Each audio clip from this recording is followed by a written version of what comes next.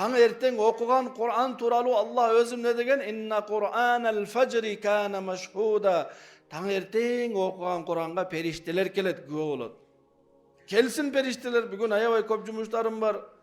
Kelsin menin jaşoğuma perişteler, maga dua kıla turgan perişteler, rahmat perişteleri kelsin, kıyınçılıklar var, Allah oşonu jengil kılsın. Kerek emes mi? Kerek.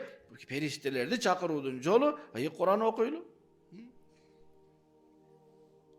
Kur'an hidayet kitabı, Kur'an hifazat kitabı. Hidayattagı, joldomadagı, hifazat, saktıktagı kitabı. Adam balası birinci dünyada bir nersege jetişeyindi.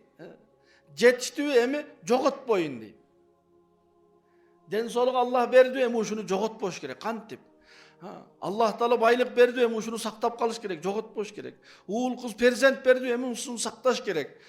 Bardık nerseni korgo, saktoo üçün Allah ne verdi? Kur'an berdi.